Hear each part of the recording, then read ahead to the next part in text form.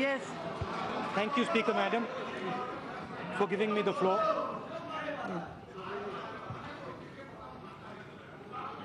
Two very interesting speeches. Hindi में भी बोलूंगा, घबराइए मत. Two very interesting speeches. One by Mr. Gala from the TDP and one from the BJP. I heard Mr. Gala's speech very carefully. I listened to everything you said. And in your speech, I sensed a certain anxiety. I sensed a deep feeling of pain. And I want to tell you from here that you are the victim of a 21st century political weapon. Yes. Very fantastic political weapon. And I want to tell you that you're not alone. There are many victims like you in this country. The political weapon is called the Jumla strike. And the symptoms are the following. First, there is a great sense of excitement, happiness.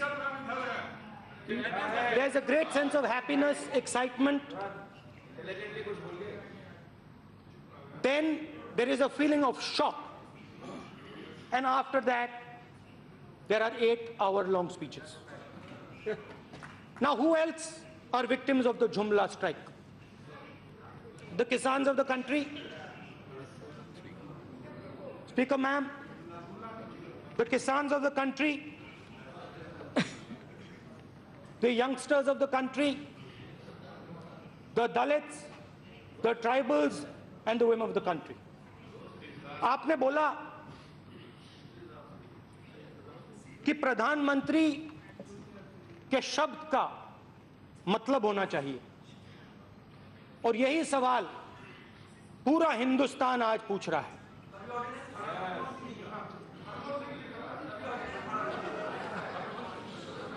₹15 lakh हर व्यक्ति के bank account में. जुमला number 1, जुमला strike number 1, 15 lakh हर bank account में.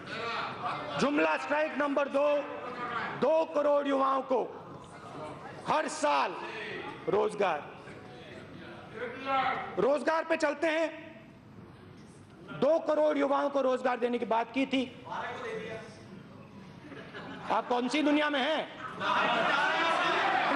आप कौन सी दुनिया में हैं? मेरे पास यहाँ आंकड़े हैं. मेरे पास मैं देख रही हूँ ना, उनका नाम लिया आपसे पहले. आप मत डिस्टर्ब करो उनको. बैठो. 2016 खड़गे. 2016 और 17 में पूरे हिंदुस्तान में 4 लाख युवाओं को रोजगार मिला. ये लेबर ब्यूरो के सर्वे के डिटेल्स हैं, मेरे नहीं है, इनके आंकड़े हैं. हिंदुस्तान के युवा ने प्रधानमंत्री जी पे भरोसा किया था, और हर भाषण में प्रधानमंत्री जी ने कहा था कि 2 करोड़ युवाओं को मैं हर साल रोजगार दूंगा.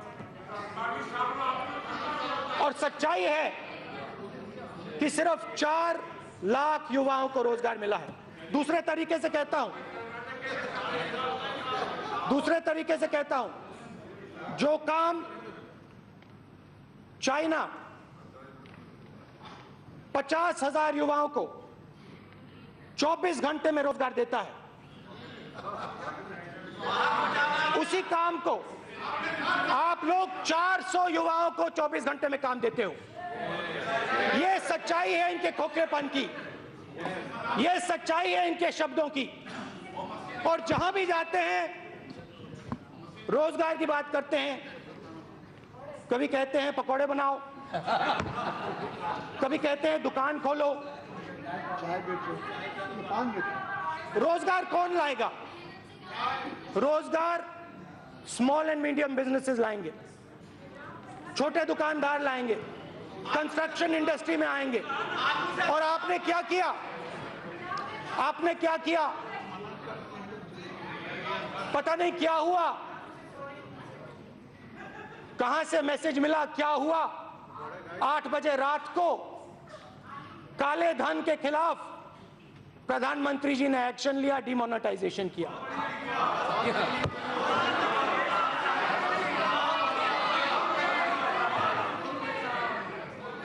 शायद समझ नहीं थी कि किसान, मजदूर, गरीब अपना धंधा कैश में चलाते हैं। मैं सूरत गया और सूरत के लोगों ने मुझे बताया कि प्रधानमंत्री जी ने सबसे जबरदस्त चोट हमें मारी है। मैंने नहीं बोला, उन्होंने बोला।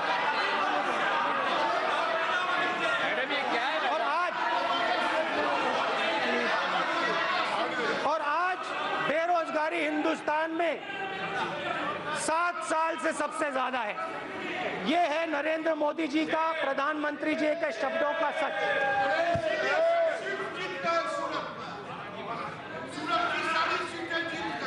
प्लीज नहीं, आप बैठे हुए लोगों की मत सुनो, यू कंटिन्यू।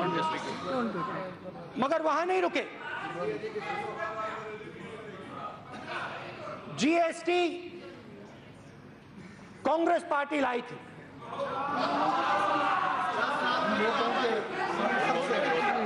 आपने विरोध किया था, आपने विरोध किया था, गुजरात के चीफ मिनिस्टर ने विरोध किया था। हम चाहते थे कि एक जीएसटी हो, पेट्रोल डीजल उस जीएसटी में हो, हिंदुस्तान के लिए एक टैक्स लगे और कम से कम डिसरप्शन हो। नरेंद्र प्रधानमंत्री जी की जीएसटी, 5 अलग अलग जीएसटी, और छोटे से छोटे दुकानदार के घर के अंदर आपने इनकम टैक्स डिपार्टमेंट को डाल दिया, घुसेड़ दिया, और करोड़ों लोगों को आपने बर्बाद किया। प्रधानमंत्री जी बाहर नहीं जाते हैं, नहीं बाहर जाते हैं मतलब अब्रॉड जाते हैं, ओबामा जी के पास, ट्रंप जी के पास जाते हैं, मगर अपना जो सिक्योरिटी कवर है, अपना जो सिक्योरिटी कवर है उससे बाहर नहीं निकलते हैं। प्रधानमंत्री की छोटे दुकानदारों से, स्मॉल बिजनेसेस से बात नहीं होती है। प्रधानमंत्री की बात सिर्फ सूट बूट वाले 15-20 सबसे बड़े बिजनेसमैन से होती है। तो जो छोटे दुकानदारों के दिल में है, जो किसानों के दिल में है, जो गरीबों के दिल में है, वो प्रधानमंत्री तक नहीं पहुंचता है। तो पूरी रोजगार के पूरे सिस्टम को आपकी सरकार ने जबरदस्त ठोकर मारी, अनएम्प्लॉयमेंट फैलाया।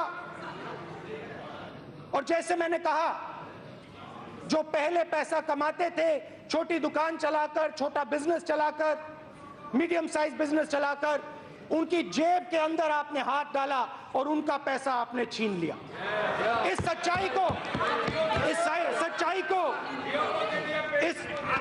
सच्चाई को बदला नहीं जा सकता है।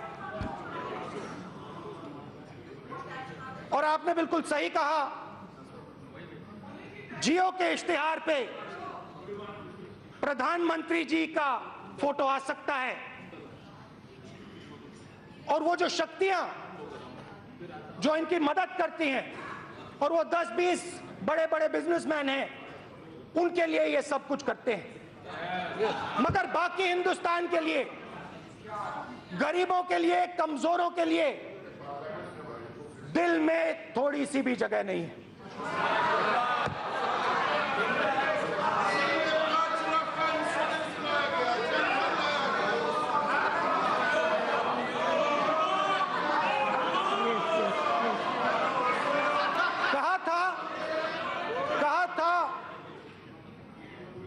प्रधानमंत्री जी ने कहा था कि मैं देश का चौकीदार हूं, मैं चौकीदारी करूंगा, मैं प्रधानमंत्री नहीं हूं, मैं देश का चौकीदार हूं। मगर जब अमित शाह के पुत्र जय शाह 50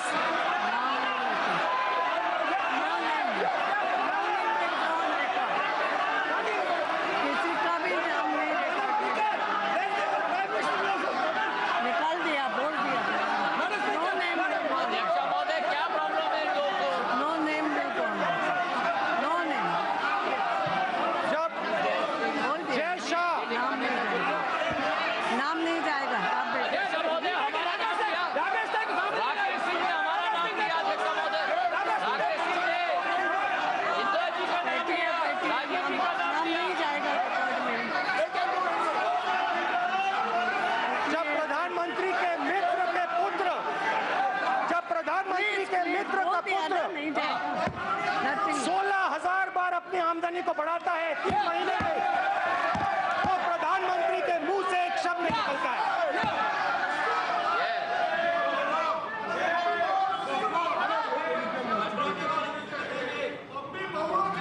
Yes. राफेल हवाई जहाज हमारी यूपीए की डील में हवाई जहाज का दाम 520 करोड़ रुपए प्रति हवाई जहाज। पता नहीं क्या हुआ, किससे बात हुई, पता नहीं क्या हुआ, किससे बात हुई। प्रधानमंत्री जी फ्रांस गए, वहां पे किसके साथ गए पूरा देश जानता है, और जादू से हवाई जहाज का दाम 1600 करोड़ रुपए प्रति हवाई जहाज हो गया।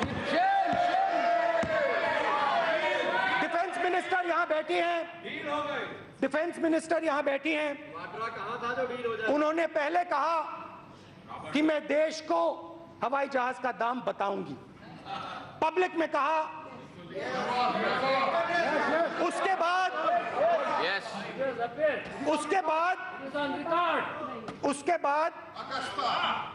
बाद डिफेंस मिनिस्टर ने क्लियरली बोला कि मैं ये आंकड़ा नहीं दे सकती हूं, क्योंकि फ्रांस की सरकार और हिंदुस्तान की सरकार के बीच में एक सीक्रेसी पैक्ट है। मैं स्वयं फ्रांस के राष्ट्रपति से मिला और मैंने स्वयं फ्रांस के राष्ट्रपति से यह सवाल पूछा, क्या ऐसा कोई पैक्ट हिंदुस्तान की सरकार और फ्रांस की सरकार के बीच में है? और फ्रांस के राष्ट्रपति ने मुझे बताया कि ऐसा कोई पैक्ट हिंदुस्तान की सरकार और फ्रांस की सरकार के बीच में नहीं है। यह सच्चाई है। और उन्होंने मुझे बताया इससे कहने से मेरा कोई इतराज नहीं है, आप ये बात पूरे हिंदुस्तान को बताइए।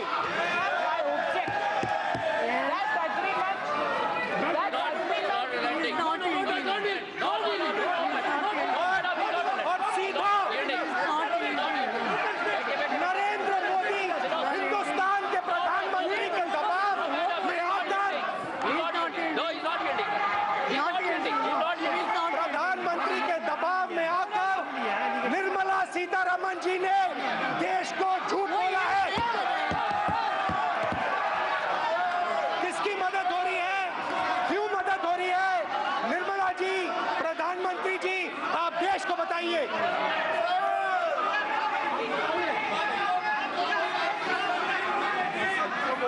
असत्य बोला है। He is not eating.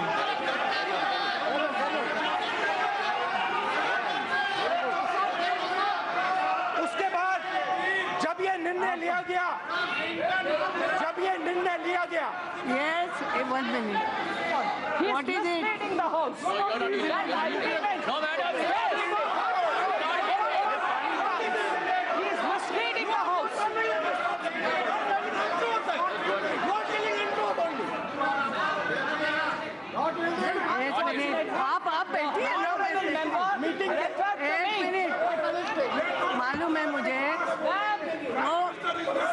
वो सदन में उपस्थित हैं, उनका नाम लिया गया शायद, defence But minister. madam, he's not yielding. Madam, he's not yielding. I will allow you also after it. I know. During their time, man. That agreement was during their time. The secrecy is because of their time. Not yielding. And following something which they have agreed, man. आप बैठिए ना। Madam, he's not yielding. I know that. इसके बाद मौका दे देंगे। After मैं इसके बाद आपको मौका दूंगी। अभी वो यील्ड नहीं कर रहे हैं। In the house, okay. Yes. उनके बाद रिप्लाई का मौका आपको देंगे उतने में। The defense minister has clearly spoken an untruth. The fact of the matter एक बात is है, that Rahul the ji- French president personally has told me एक मिनट। that there is no bar deal. बार डिफेंस मिनिस्टर का नाम लिया जा रहा है इसमें, इसलिए आपके बोलने के बाद आपको बिल्कुल मौका दूंगी, क्योंकि she is there in house. ऐसा नहीं, डिफेंस मिनिस्टर स्पोक अनट्रूथ, ये बात कही ना आपने अभी। एक मिनट, ठीक है ना, तो आपको दे दूंगी। Yes, The fact of the matter is whatever it is. that I met the gentleman in Delhi. You can check the records. आप बोलिए। Don't respond. Don't respond. Don't respond. And the gentleman clearly said that there is no secret pact Okay. between the Indian government and the French government. Yes, So the defense minister has clearly spoken an untruth. Untruth I want नहीं, to अभी आप understand. ये untruth शब्द अभी नहीं जाएगा, because I she will clear the position. That is parliamentary. Madam, untruth is parliamentary. Untruth is parliamentary. Now, Carry on.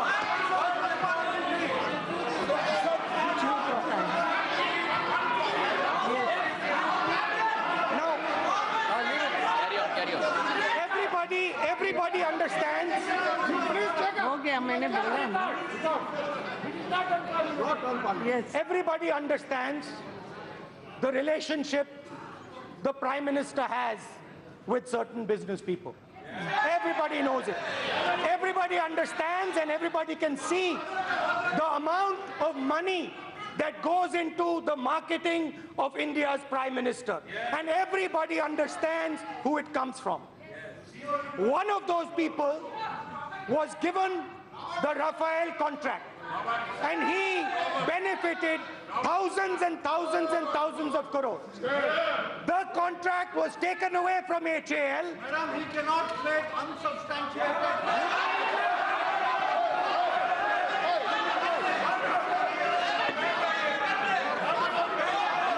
He cannot, madam, according to rules.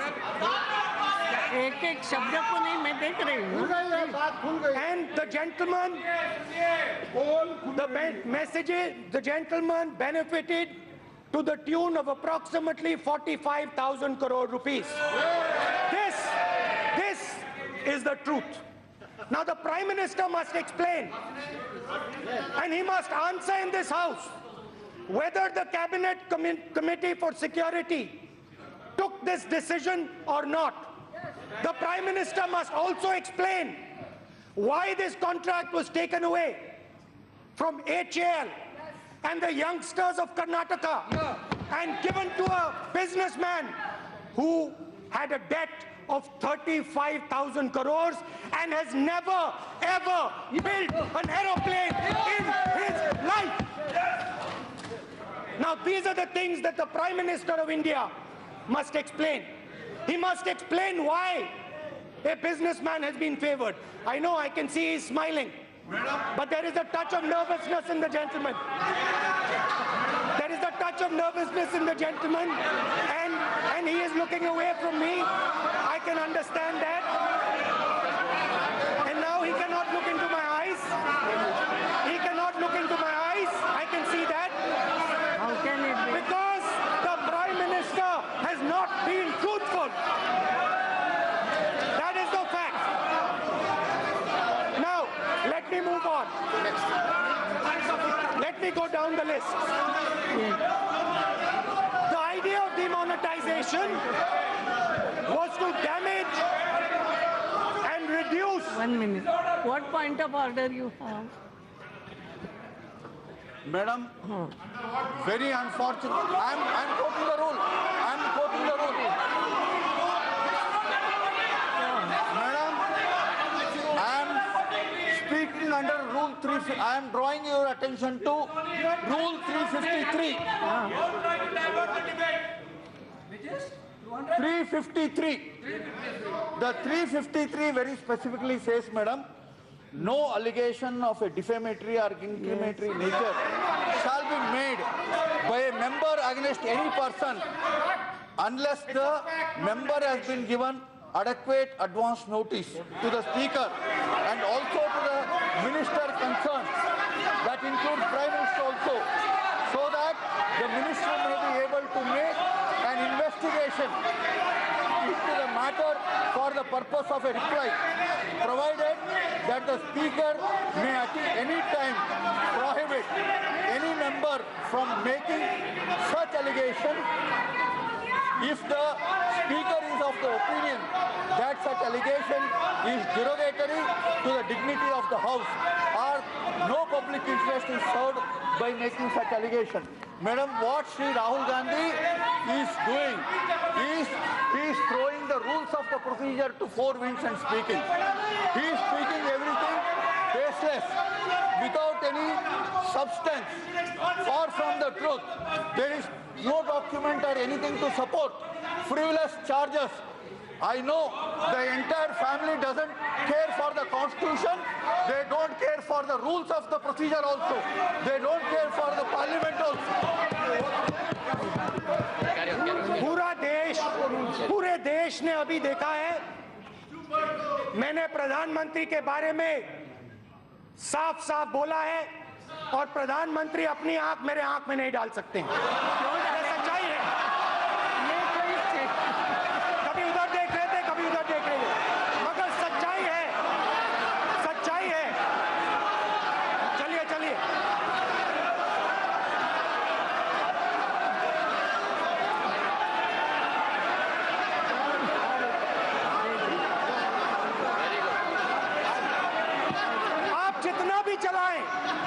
जितना भी चलाएं, वो क्षण देश ने देख लिया है। देश को समझ आ गई है बात। चौकीदार नहीं है, भागीदार है।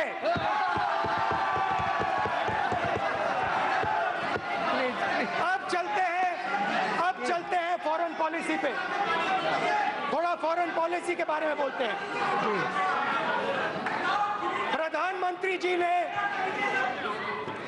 प्रधानमंत्री जी ने चाइना के राष्ट्रपति के साथ गुजरात में नदी के किनारे झूला झूला था। उसके बाद उसी समय चाइना के 1000 सैनिक हिंदुस्तान की टेरिटरी के अंदर थे। उसके बाद चाइना का राष्ट्रपति वापस गया। चाइना का राष्ट्रपति वापस जाता है और अपनी सेना को डोकलाम में डालता है।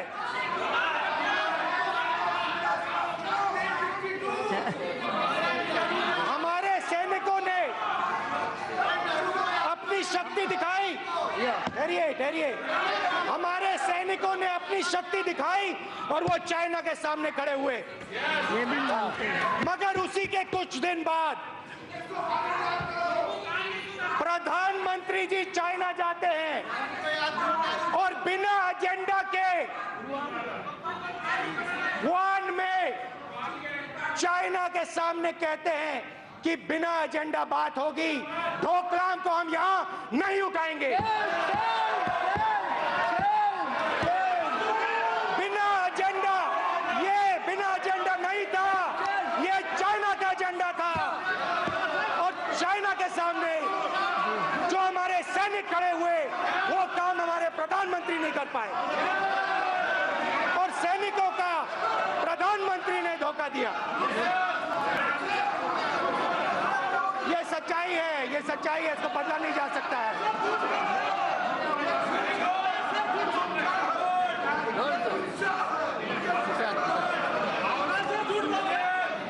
कहता है प्रधानमंत्री जी आपने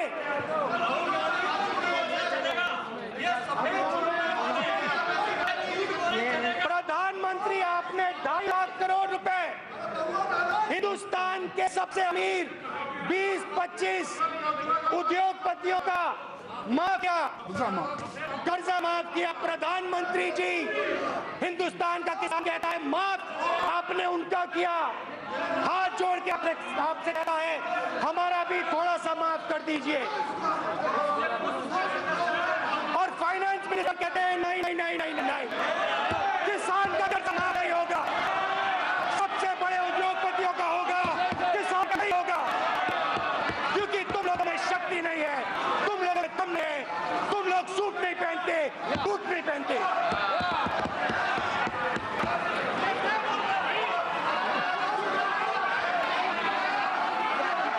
किसान का बेटा स्कूटर मोटरसाइकिल चलाता है। पूरी दुनिया में पेट्रोल के दाम नीचे गिर रहे हैं, हिंदुस्तान में ऊपर, क्योंकि नरेंद्र मोदी अपने मित्रों के जेब में पैसा डालना चाहते हैं। प्लीज बैठिए तो सही।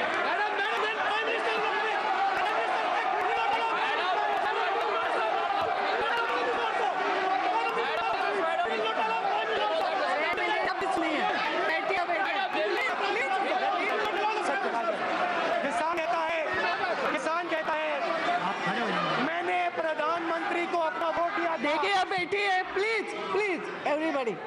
राहुल जी प्लीज बैठिए, आप बैठिए ना। एक बात अटोले जी, एक बात मैं आप सबसे भी निवेदन कर रही हूँ, बोलने वालों को भी मैंने हमेशा निवेदन किया है कि बोलते समय कोई ऐसी बात भी हम नहीं बोली, ये हम स्वाभाविक तो नहीं है, या जो भी फैक्ट एंड फिगर्स यस आप रख सकते हो, बिल्कुल रखो। शब्द भी ऐसे यूज होना चाहिए यहाँ बोलते समय, कि चाहे वो किसान के लिए बोलो, चाहे वो प्रधानमंत्री के लिए। मैं आप सबसे निवेदन करना चाहूँगी, और इसलिए ये आरोप भी जो लगाओ, अगर हमारे पास है सब पुरावा जरूर लगा सकते हैं। सभी लोग कृपा करके थोड़ा संयम रखें और भाषा भी ठीक रखें।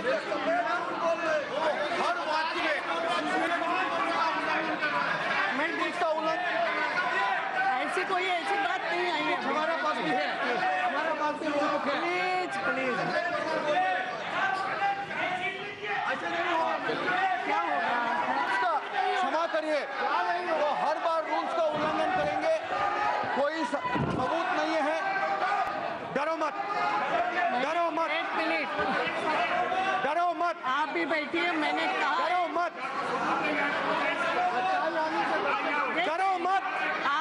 जवाब डरो मत। क्या हो रहा है? हाँ ठीक है ना, तो जवाब भी तो आएगा, बैठिए आप।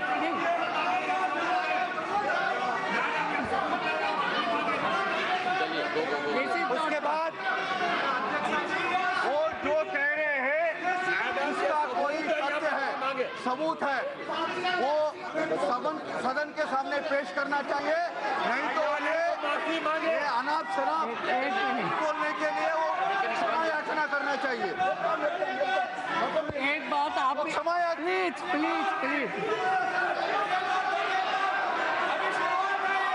मैडम ये क्या शुरुआत है मैडम ये क्या शुरुआत है? मैडम ये क्या मालूम नहीं है, मिनिस्टर उठा रहा है। मैडम ये क्या उदाहरण हो गया?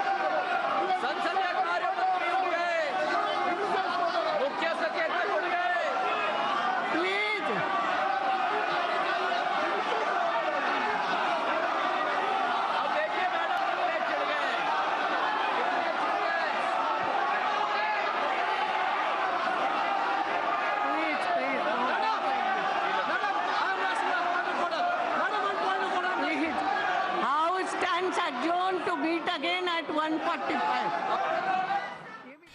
Okay, so the House is adjourned for what?